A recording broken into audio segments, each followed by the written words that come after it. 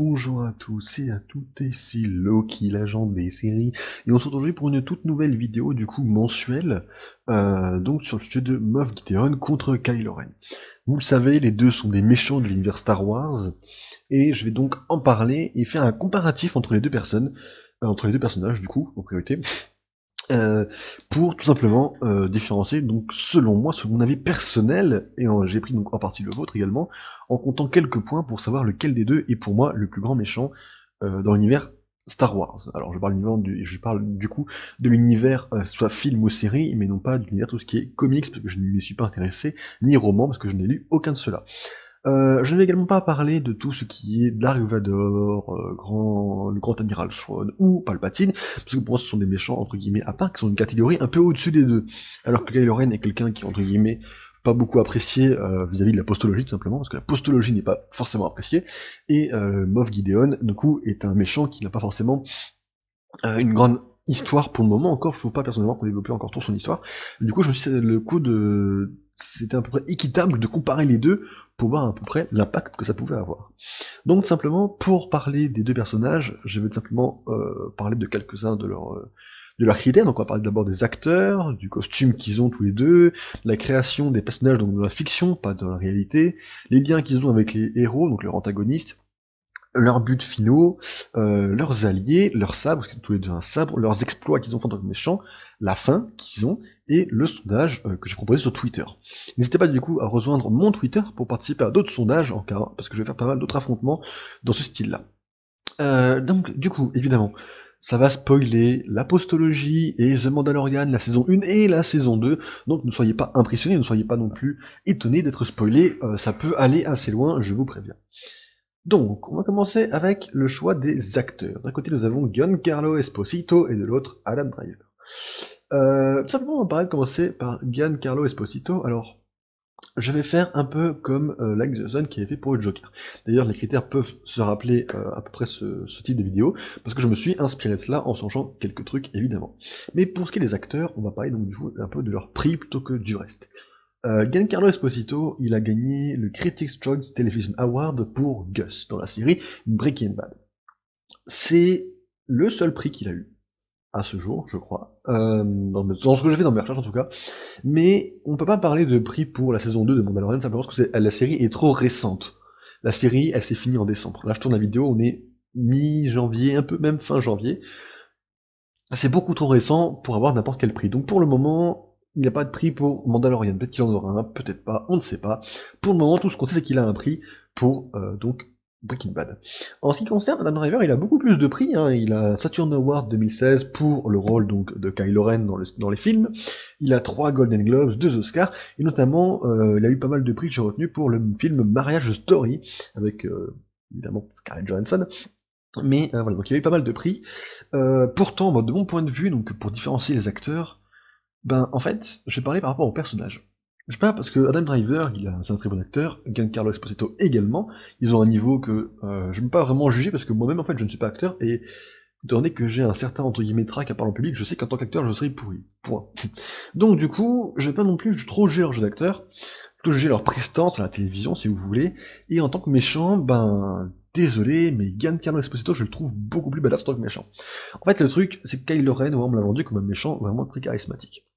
Sa tête, dans les films Star Wars en tout cas, parce que je n'ai pas vu Marriage Story personnellement, et je n'ai pas vu d'autres films qu'il a fait, là, l'image que j'ai choisie pour ça est une image qui le rend bien. Je trouve que ça lui rend un bon côté. Alors que pourtant, je le trouve pas vraiment très charismatique en tant que Kylo Ren. Vous voyez ce que je veux dire? Pourtant, Giancarlo Esposito, tous les rôles de méchants lui vont en fait. Il a la tête pour Gus, Stan Edgar dans The Boys, euh, évidemment le Moff Gideon, il a un charisme de méchant. Il est fait pour ça, en fait, pour moi. Donc évidemment, le point d'acteur va évidemment à Giancarlo Esposito, qui a toute mon admiration en tant qu'acteur de méchant. Ensuite, on va évidemment parler de leur costume. Kylo Ren contre le Moff Gideon. Alors, Kylo Ren, de quoi on va parler sur son costume? On va commencer par Kylo Ren. On peut parler de son masque. Alors, son masque, il a une signification particulière par rapport au Ren. Je ne la connais pas entièrement parce que je n'ai pas lu les comics dessus. Désolé. Mais je le trouve encore plus badass au moment où le casque est fissuré et rouge, quand il est réparé, là, vous savez. Je le trouve encore plus badass. Le problème, c'est qu'après, il a plus la capuche, et je trouve que la capuche rajoute un petit plus, mais on reviendra dessus après, vous inquiétez pas. Donc le casque, déjà, c'est un plus pour moi. Côté charismatique. Ensuite, on va parler tout simplement de la cape. Un méchant a une cape. Non, je déconne, ça c'est faux. Mais c'est juste que le côté de la cape et la capuche, parce que c'est les deux vont ensemble, c'est un bout de tissu, hein, trouve ça rend très bien, ça rend le côté un peu cape, rend le côté un peu majestueux, et ça lui va bien à Kylo Ren, le côté majestueux, je trouve. En effet, c'est un méchant qui dirige une des troupes, quand même, hein, il ne faut pas l'oublier. Palpatine n'a pas vraiment de cape, pourtant il y reste charismatique, certes, mais Dark Vador a une cape. Exemple tout con. Non, je déconne, c'est un comparatif un peu pourri, si vous voulez, mais moi, le simple fait d'avoir une cape rend le méchant, pour moi, un petit peu plus charismatique. Après, il n'y a pas besoin d'avoir une cape pour être charismatique, hein, je reconnais. Mais le fait d'en avoir une, pour moi, aide un peu à être charismatique. Alors ensuite, on va parler, en fait, du costume lui-même. Bon, il n'y a pas grand-chose à dire, hein, c'est un costume noir assez classique, hein. Mais voilà, le côté noir rend le côté dark, bon. Ça rend vrai, enfin non, il a un style qui, au final, le rend, moi, je trouve très bien. Le costume de Kylo Ren, pour moi, est un 10 sur 10 simplement, il est parfait. Par contre, pour Moff Gideon, ben, il y a ça qui me gêne. Ouais. C'est le côté un peu où on dirait un peu une armure de Stormtrooper. Alors, je sais, désolé, je ne m'y connais pas vraiment autant que beaucoup d'autres gens sur Star Wars. Je ne suis pas un fin connaisseur de Star Wars et ni un fan invétéré. Je ne sais pas vraiment ce que veut dire ce plastron. Ce plastron. Pour moi, c'est une partie d'une armure de Stormtrooper, et dans le côté où on me dit que Moff Gideon est charismatique, et qu'il a un charisme imposant, et qu'il gère un espèce de nouvel empire, un peu en quelque sorte, parce qu'il a quand même pas mal de troupes quand même, hein, et ben, le plastron me gêne en fait. Ça me gêne, ça le réduit un peu moins charismatique si vous voulez. Alors oui, beaucoup disent que dans la série, il obéit à quelqu'un qui est au-dessus, comme le général Tron, un truc tout con. Je suis d'accord que ça pourrait être vrai, mais j'aimerais quand même qu'on accorde à Moff Gideon une certaine importance. Et le fait qu'il ait un plastron, ça baisse l'importance. Par contre, ce qu'on ne dit pas, c'est qu'il a une cape. Vous avez dit quoi sur les capes? Ça rend le côté charismatique du personnage, donc pour moi la cape c'est bien, mais le problème c'est que pour moi Kylo Ren est bien mieux, donc Kylo Ren gagne le point sur le costume, en ce qui me concerne. Ensuite, on va tout simplement parler de Kylo Ren. Ouais, la création, on en est là. Comment Kylo Ren est devenu Kylo Ren? Avant c'était Ben Solo. Il est devenu Kylo Ren au moment où Luke a senti le côté obscur de la force et a tenté de le tuer. Ouais, c'est un peu radical quand même, mais c'est l'histoire de Kylo Ren. Il est devenu Kylo Ren parce que son maître a tenté de le tuer. Et oui. Donc du coup, bah, on va comparer cette histoire très simple à l'histoire pas vraiment expliquée de Moff Gideon. Ouais, on sait pas grand chose. On sait que ça a été un agent de l'Empire, qu'il a participé à la décimation totale de la planète de Mandalore. Il a gravi des échelons jusqu'à devenir Moff Gideon. Il a été supposé mort, hein. Normalement il était exécuté, hein, officiellement dans le Mandalorien. Ils s'attendaient pas à le revoir, hein. Pour eux il était mort. Et il est devenu celui qu'on voit dans la série. Vous avez le choix entre ça et ça. Personnellement, moi je préfère celle de Moff Gideon. Alors je sais que ça peut paraître, mais en fait le côté un peu oh je suis gentil, je deviens méchant, ben ça a un côté un peu tortureux. Alors généralement j'aime beaucoup ce genre de côté, hein, chez Loki, Rogue, Rumpelstiltskin, vous connaissez le genre de perso que j'aime bien au bout d'un moment. Le truc c'est que là, dans Star Wars, ben ça me gêne un peu le côté, en fait, le côté tortureux de Kylo Ren, on abuse un petit peu trop sur ça. On est un peu trop sur le côté, oh, regarde, il est méchant, il est bien méchant, oh, non, il est gentil, méchant, gentil, etc. C'est un peu répétitif dans la série, dans le film, je trouve, selon moi, attention. Je comprends pas trop le personnage de Kylo Ren, surtout quand il tue Snoke, c'est quelque chose que je ne comprends pas vraiment dans l'idée, si vous voulez. Dans ma tête, j'ai pas fait le lien, et ça fait assez longtemps que je les ai pas vus, en plus.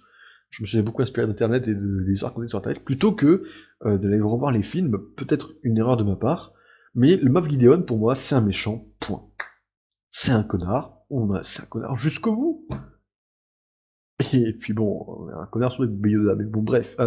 Oui, par contre, je ne dirais pas gros goût, je dirais bébé Yoda, hein. Vous me laisserez se dire ça, s'il vous plaît, merci beaucoup tout le monde. Bref. Donc moi, l'histoire de Moff Gideon m'intéresse, surtout qu'en plus on a un côté un peu factice, un peu espionnage dans le fait de supposer être mort, quoi. C'est badass. Après, on sait pas grand chose de son passé, donc ça c'est un peu problématique de juger sur le passé et la création du personnage, mais voilà, on sait pas vraiment ce qui l'a poussé à rejoindre l'Empire, mais voilà, ce dont je peux parler en tout cas sur Moff Gideon. J'espère que vous avez été attentifs, hein. J'étais très vite sur cette partie-là. On va parler un peu d'un côté maintenant un petit peu plus poussé, un petit peu plus approfondi la relation avec le personnage, la symbiose qu'on a avec. Donc on va d'abord parler de Kylo Ren et de Rey. Alors eux, c'est simple, ce sont des dios, je crois que c'est ça, des dios, hein, de la Force. C'est-à-dire qu'ils sont ensemble dans la Force. Alors, il y a un truc qui me gêne dans cette relation, c'est que soi-disant, c'est Snoke qui l'a créé. Alors, le fait que ce soit Snoke qui l'ait créé, donc Palpatine, hein, par déduction, ça me gêne un peu. Je préfère que le héros et le méchant créent leur symbiose ensemble. Point. Alors, avant que quelqu'un vienne me dire que je dénigre la postologie, parce que je l'aime pas, sachez que j'aime la postologie, oui, sauf le 7. Le 7, je peux pas le saquer parce que pour moi, le 7 est un copie-coller du 4. Mais bref, c'est pas le sujet de la vidéo. Le 8 et le 9, pour moi, je les ai appréciés. Même le 9, je l'ai bien aimé, parce qu'en fait, Palpatine, pour moi, le côté manipulateur de toute la saga Star Wars en film, ça m'a plu. Donc, dites pas que je dénigre la postologie, parce que j'aime la postologie. S'il vous plaît. J'essaye d'être le plus objectif possible, dans mon avis. Ce que je veux dire, c'est que Rey et Kylo Ren sont opposés, oui. Ils ont une histoire, oui. Mais Palpatine a créé le lien qui est entre eux, qui font que... On en est là. Alors oui, il y a le lien un peu avec Luke Skywalker, et puis un peu les liens avec la famille, Palpatine, Luke, Han Solo, etc., etc. Mais le côté où c'est pas eux qui l'ont fait eux-mêmes, ça me gêne un petit peu. Alors que de l'autre côté, entre Moff Gideon et Mando, bah, on a un mec qui a décimé toute la planète d'un autre mec, et l'autre mec est tombé sur ce mec par hasard. Bon, c'est pas non plus très beau, hein, comme symbiose, mais il y a une rivalité qui crée depuis longtemps. Parce que même s'ils n'étaient pas rencontrés, bah, c'est quand même ce connard qui a tué tous les Mandaloriens. Et avec un certain plaisir, hein, sadique, faut en parler. Je pense qu'on peut créer là quelque chose d'une symbiose qui peut... Je pense que jamais on les verra travailler côte à côte. Ouais, j'ai pas trop aimé le côté où Ben il est revenu en gentil après. Je vois avec que j'ai pas kiffé. Puis il avait un look... Ah, c'est clair, c'était plus son armure là. Hein. Là, je l'aurais pas donné à... Si on devait comparer Ben Solo à... Oui, je différencie Ben Solo et Kylo Ren. Hein. Mais si je devais différencier Ben Solo et Moff Gideon, le pot de costume aurait été un Moff Gideon. Hein. Bref.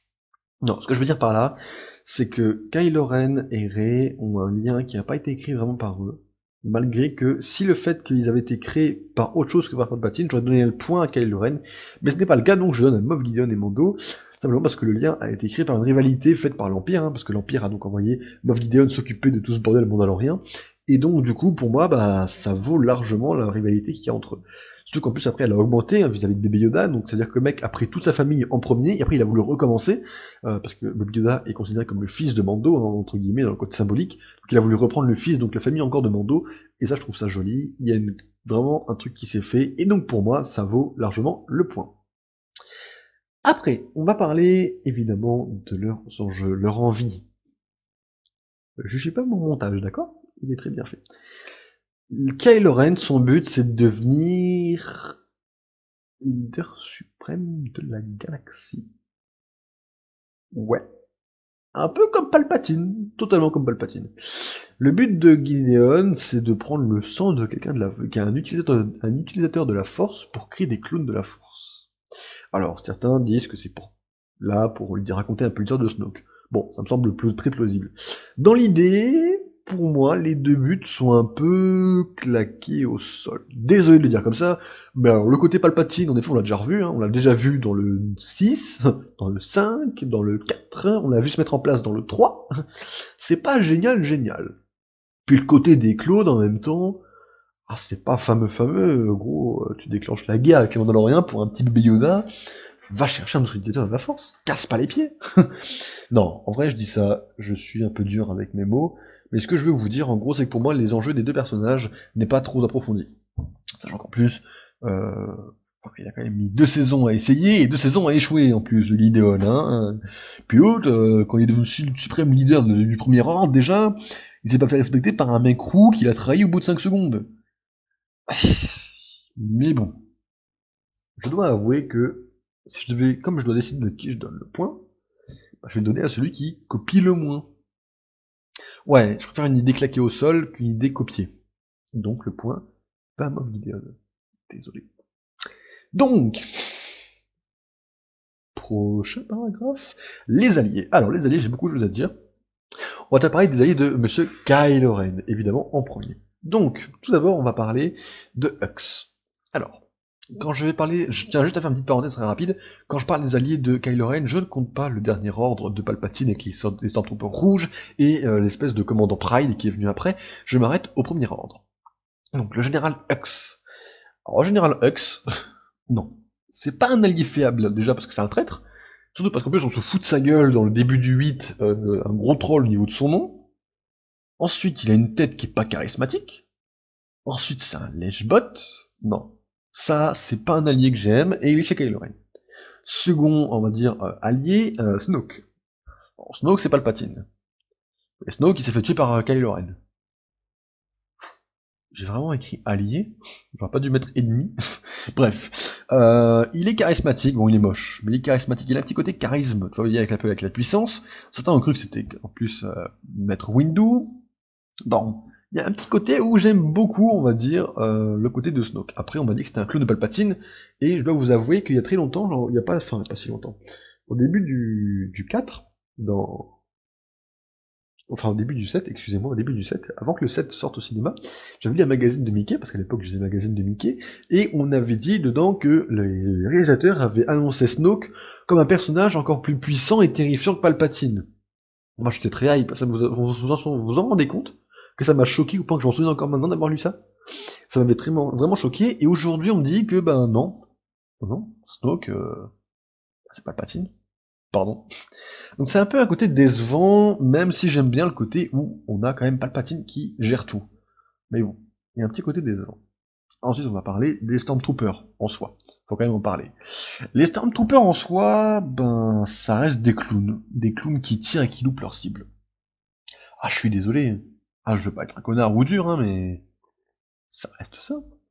Mais il y en a beaucoup. Je suis désolé. J'essaie d'être motivé dans l'idée, mais enfin, c'est des Stormtroopers, quoi. Y a pas grand chose à dire. Et le dernier dont je veux parler, c'est évidemment le Captain Phasma. Alors Captain Phasma, c'est pareil, hein, c'est dans l'idée, c'est une traîtresse. Hein. Non, c'est pas les alliés de Kylo Ren, c'est les ennemis de Kylo Ren. Hein. Dans l'idée, il y a une scène coupée du 8 où c'est une traîtresse. Désolé, désolé les fans. Alors vous l'avez pas vu du coup sans le masque, parce que sans le masque c'est quelque chose lié aux comics. Mais sachez que sans le masque c'est une blonde en plus. N'hésitez pas à faire toutes les blagues sur les blondes possibles. Je vous laisse un petit temps hein, pour assimiler ça, d'accord non, ce que je veux dire, du coup, c'est le Captain Phasma, j'aime beaucoup le look de l'armure, le côté de la cape, le côté scintillant, le côté un peu original du personnage, mais c'est pas assez développé dans les films. Mais sachez que c'est mon allié préféré, en tout cas, chez Kylo Ren. Voilà. J'aurais aimé un petit développement supplémentaire sur le personnage, malheureusement ça n'a pas été fait. On croise les doigts et on espère.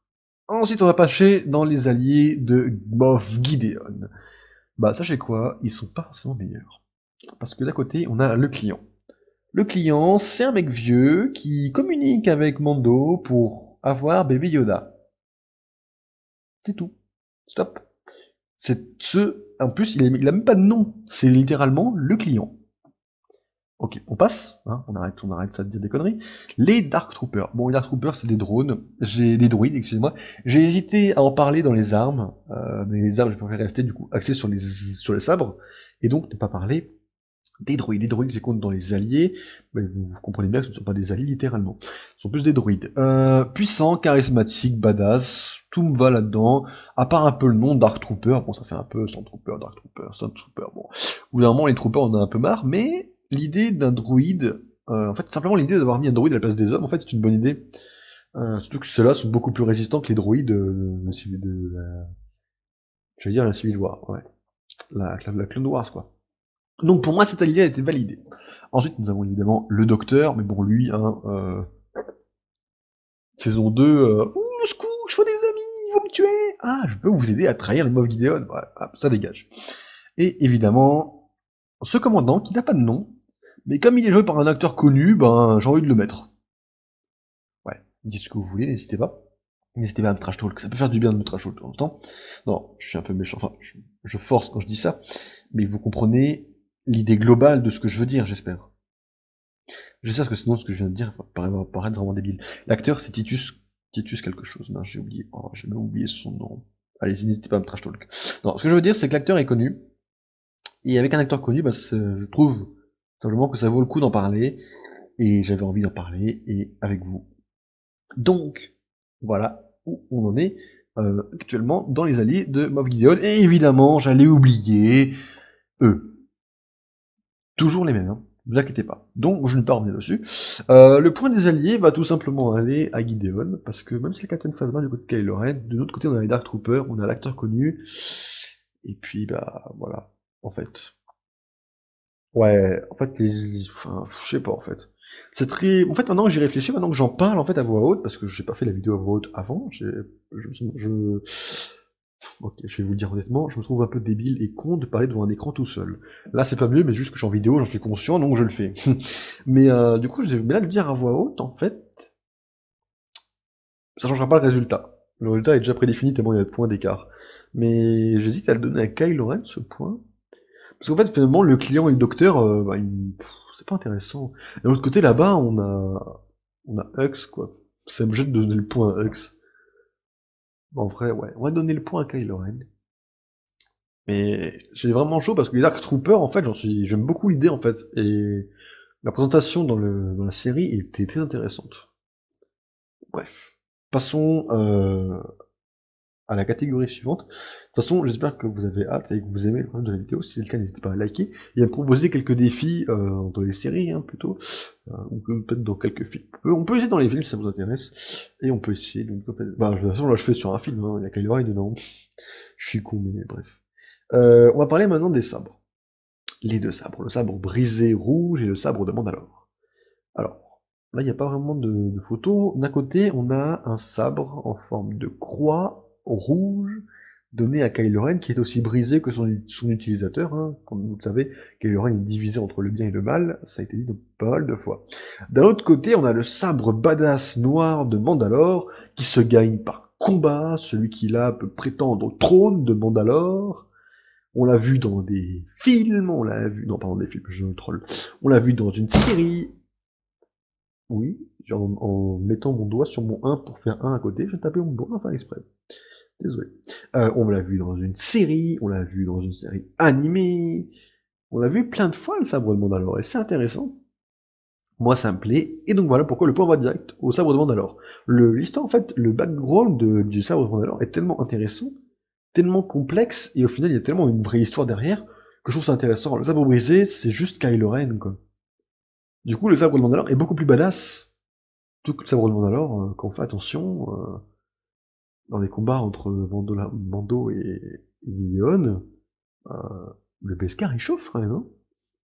Alors je sais pas si les sabres font le même résultat, mais comme il dit que le sabre noir découpe tout, et que je sais pas si c'est comme le sabre des Sith ou des Jedi, je sais pas ce que ça donne. Parce qu'on a vu le combat contre Ashoka, bah le Beskar chauffait pas autant. D'un autre côté, il n'y avait pas eu de vrai affrontement, le sabre est resté longtemps contre le métal, donc je sais pas vraiment ce que ça peut donner, je suis très curieux de me demander en fait. Mais voilà, petite interrogation, mais sachez qu'en tout cas mon point va au sabre de Mandalore sans aucune citation. Ensuite, on va parler de leur réussite en tant que méchant, donc celle de Kylo Ren. Kylo Ren, en tant que méchant, qu'est-ce qu'il a fait? Bah il a tué lui. Alors, pour la majorité des gens, vous allez me dire qui c'est. Parce que la majorité des gens est comme moi et n'a lu absolument aucun comics, parce que vous n'avez rien à faire des comics. Et je peux vous comprendre. Non, lui c'est Tai, T-A-I. C'est un mec, un gamin de l'école de Luke, qui était avec Kylo Ren, Ben Solo. Il l'a tué. Donc c'est une des réussites pour moi. Voilà, je tenais à le préciser. Tai. T. T aussi, ça dit aussi. Ensuite, il a tué son père, Han Solo. L'image est charismatique, un badass le Han Solo comme ça. Ouais, il l'a tué, ouais. Le 7, hein, vous comprenez, hein, il fallait quelqu'un qui meurt, hein, comme dans le 4, hein, comme pour... il fallait un autre Obi-Wan, quoi. Ah, ils ont tué quelqu'un. Pour rendre compte, la petite similitude, du 3 au 4, on a complètement changé Obi-Wan, et du 6 au 7, on a complètement changé Han Solo. Bon, on n'a pas jusqu'à changer d'acteur, c'est vrai, mais on a changé on a changé la couleur des cheveux, un petit peu. Ouais, il y a une petite différence, ouais. Ouais, ouais, ouais, j'ai remarqué, ouais. Je suis un vrai connard quand je critique, mais sachez que c'est ce que je pense. Le fond de ma pensée, c'est que pour moi, le 7 et le 4, c'est un copier-coller. Désolé. Ça m'a vraiment choqué. Dès que je suis sorti du film, c'est ça que j'ai pensé. En tout cas, il l'a tué, et donc c'est une des réussites également. Ensuite, avec l'aide de Rey, mais il a quand même fait sa propre initiative, il a tué Snoke, et ensuite il a combattu la garde prétorienne. Bon, la garde prétorienne, on ne sait pas grand chose sur eux, mais je trouve que le combat... En fait, cette scène du 8, là, où ils combattent ensemble contre cette armée de petits bonhommes rouges, là, bah, en fait, c'est ma scène préférée dans le 8, en fait. Que ça soit l'intérêt cinématographique, parce que c'est quand même une scène qui a retenu beaucoup de gens, hein, que ça soit une scène vis-à-vis du scénario. Ah oui, ça fait avancer le scénario quand même. Là, on se demande, Kylo Ren va-t-il devenir gentil? Va-t-il rester méchant? Ensuite, les plans, c'est très bien filmé. L'intensité du combat y est. Donc, pour moi, c'est une des recettes qui vaut le coup. Et ensuite, c'est un connard, mais il a quand même mené à la mort de Luke. Alors, il l'a pas tué directement, c'est vrai. Mais si vous voulez, il l'a combattu, il l'a forcé à utiliser toutes ses forces jusqu'à le faire mourir. Ça, c'est lui qui l'a fait.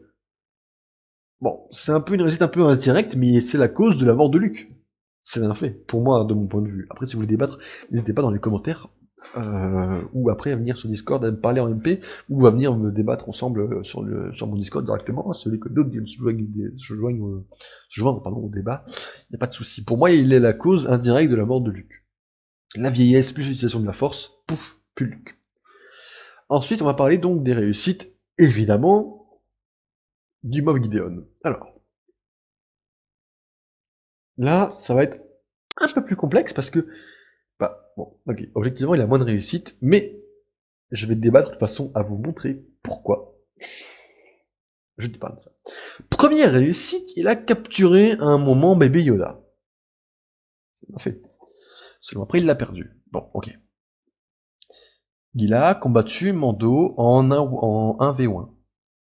Ouais, j'ai voulu faire 1-1, mais j'ai hésité. Du coup, j'ai fait 1v1, c'était bien. Dislike la vidéo.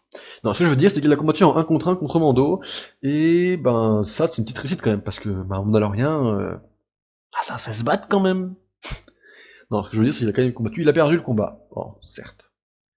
Il avait un sabre noir, donc logiquement, il a dû combattre pour l'avoir. Donc il avait en sa possession. C'est important de préciser ça. Puis ensuite, il a participé à la décimation de Mandalore. Il a tué tous les Mandaloriens, c'est important aussi de le préciser. Bref, des petits détails comme ça. Mais je tiens à dire qu'il y a quelques différences. C'est que Kylo Ren, dans les films, il a combattu une poignée de rebelles, hein. On sait tous qu'ils sont pas nombreux les rebelles après.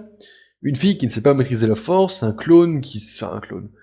Une recrue qui s'est retournée contre les Stormtroopers, un pilote, une femme qui était ingénieure dans la rebelle, sa mère qui n'avait donc pas grand chose à faire contre lui parce que jamais elle l'aurait tué. Ouais. Moff Gideon, lui, il avait des gens un petit peu plus... Hein, il avait Fennec. Alors, je ne parlerai jamais assez de l'admiration que j'ai envers ce personnage, hein, joué par la même actrice que Melinda May en plus. Sachez que je suis fan de Fennec, hein, surtout de la suite de l'histoire, avec Boba Fett. Mais sachez que, voilà, donc il y a Fennec déjà. Hein. Est-ce qu'on peut parler juste qu'il a affronté déjà une snipeuse mercenaire redoutée dans le monde entier. Ensuite, il a quand même affronté Cara, je ne sais plus son nom de famille. Bon, ça c'était une ancienne trooper, bon, ça à la limite, c'est comme Finn, mais bon. Elle était dangereuse quand même. Hein. Il a affronté Boba Fett. On n'en parle pas assez quand même, hein. Boba Fett. Bon, ok, vous allez me dire, c'est vrai qu'au début, quand même, dans l'équipe qui était contre lui, donc il a forcément participé au côté un peu stratégique du plan. Et Boba Fett, on sait que c'est pas un débutant, quoi. Donc bon, voilà. Est-ce qu'il faut vraiment que je continue? Quoi, oui?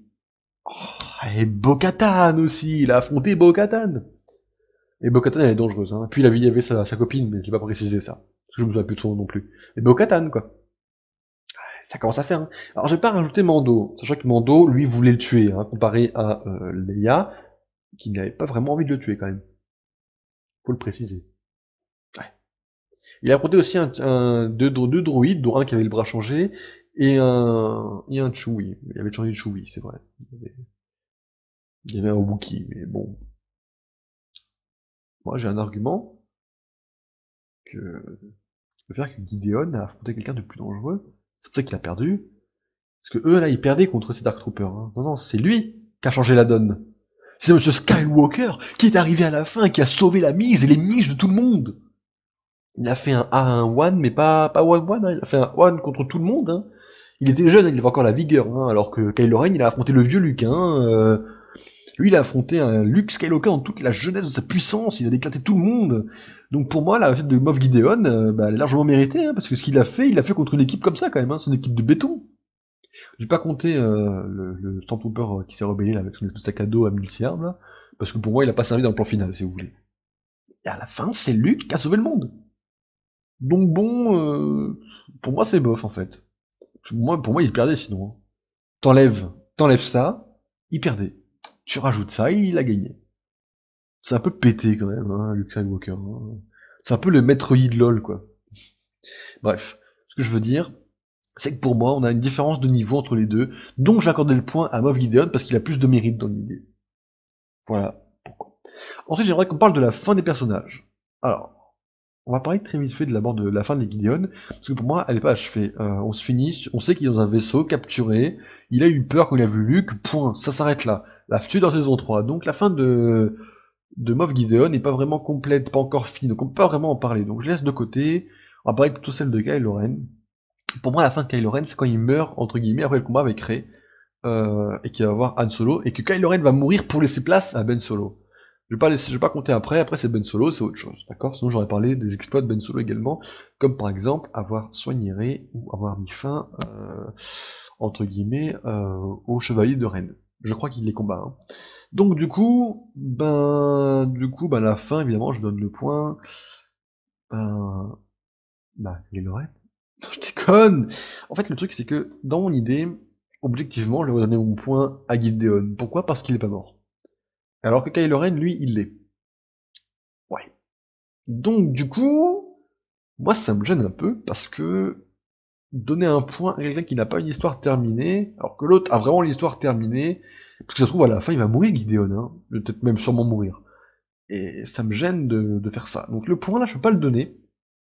Donc je laisse un point en suspens. Mais sachez qu'en tout cas, les deux fins, pour moi... Après, je dis pas que la fin de Kylo Ren est mauvaise, attention. Même si j'aurais aimé qu'il ne devienne pas gentil, de mon point de vue personnel. J'aurais aimé qu'il reste méchant, tu vois, en allant trahir Palpatine. Mais il est devenu gentil, et tant pis. C'est quelque chose que je regrette, mais c'est pas la mort. Après, par contre, il faut quand même avouer que c'est totalement incohérent que Ben Solo voit son père. Bref, on va pas revenir sur ce débat-là, mais voilà, sachez que le point de la fin n'est pas accordé.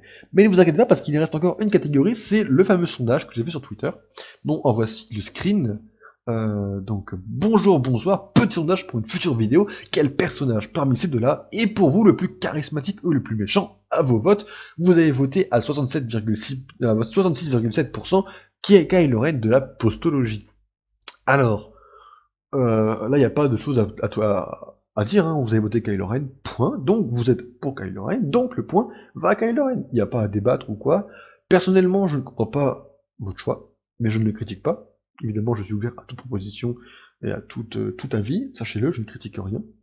Moi, je veux, si vous voulez débattre, en vrai, il n'y a pas vraiment à débattre, parce que les goûts et les couleurs ne se débattent pas vraiment. Si vous avez envie de parler de quelque chose, pas de souci, on peut en parler. Mais voilà, donc le point va automatiquement à Kylo Ren, il n'y a pas à débattre. Et donc, en ayant compté tous ces points, il y a un grand gagnant, et évidemment, sans surprise, c'est le grand Moff Gideon. Alors, après, il faut savoir que, de base, quand j'ai fait la vidéo, j'ai pas été non plus, au début en tout cas, super objectif, parce que, tout simplement, je préfère largement la tête, en fait, si vous voulez, Giancarlo Esposito, c'est un acteur que j'apprécie beaucoup, parce qu'il joue beaucoup de personnages charismatiques, et j'espère le voir en Norman Osborn dans la MCU, mais voilà, j'aime beaucoup cet acteur, comparé à Adam Driver surtout, j'ai vu dans beaucoup de choses, en ce moment j'avais fini The Boys il y a pas très longtemps, donc je sais qu'en plus Stan Edgar, pour moi, a un côté très charismatique, surtout quand il tient tête au protecteur, donc si vous voulez, pour moi c'est quelque chose d'important, en fait, de savoir que ce personnage a un ami encore dans le film, dans la série de Star Wars. J'espère qu'il va se libérer et qu'il va avoir une espèce de seconde chance de battre Mando. Ce serait bien qu'il tue quelqu'un dans l'équipe. Alors, à tout hasard, hein, je dirais, pas Kara ou Luke. Non, on sait que Luke il mourra pas, mais Kara, Luke, mais pas toucher à Boba ou Fennec. Tu peux tuer Mando si tu veux aussi, hein. Mando, y a pas de souci. Mais tu touches pas. Tu peux même tuer l'espèce de trooper qui a voulu faire qui voulait faire le rebelle. Là. Tue-le, pas de souci. Mais touche pas à Boba Fett et Fennec, s'il te plaît. Le reste, Bo-Katan, tu peux la tuer. Tu peux tuer Bo-Katan, là, tu ferais une belle fin. Ou Ashoka. François Ashoka, je crois me souvenir officiellement qu'elle est censée être morte. Euh, si vous voulez. Oui, officiellement, Ashoka est morte parce que dans le 9, on entend sa voix quand vrai on entend les voix des Jedi morts, donc Ashoka est morte dans le 9. On ne sait pas comment elle est morte, donc peut-être qu'elle est morte sous les coups de Moff Gideon, hein. C'est beau de rêver, hein. Bref, ce que je veux dire, c'est que du coup, voilà, le gagnant du débat, à mon goût, c'est un goût personnel, ne l'oubliez pas. Du coup, j'aimerais vous dire au revoir à tous et à toutes parce que c'est la fin de la vidéo. Et j'espère qu'elle vous aura plu. N'hésitez pas à liker la vidéo ou à disliker si vraiment elle vous a pas plu, mais je préférerais honnêtement que vous passiez le chemin plutôt que disliker, s'il vous plaît. N'hésitez pas à mettre un commentaire ou un autre débat, si vous voulez lancer un débat, peut-être un deuxième débat, ou alors le rouvrir celui-là, parce que bon, pour moi il est pas fermé, mais si vous voulez simplement en reparler ou argumenter contre, il n'y a pas de souci.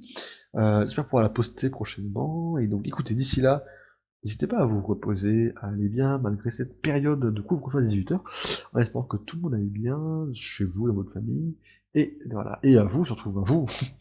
Et voilà, donc n'hésitez pas à vous abonner à la chaîne, à mettre la petite cloche, parce que d'autres vidéos vont pas tarder à sortir en plus, avec mon nouveau rythme, qui est beaucoup plus détendu, mais qui fait des vidéos plus un peu sur cette chaîne, quand même, je me compte un peu sur cette chaîne, donc j'espère pouvoir vous satisfaire, voilà. Donc on se retrouve, du coup, la prochaine fois, je ne sais pas quand est-ce que c'est, je vais pas vous mentir, hein.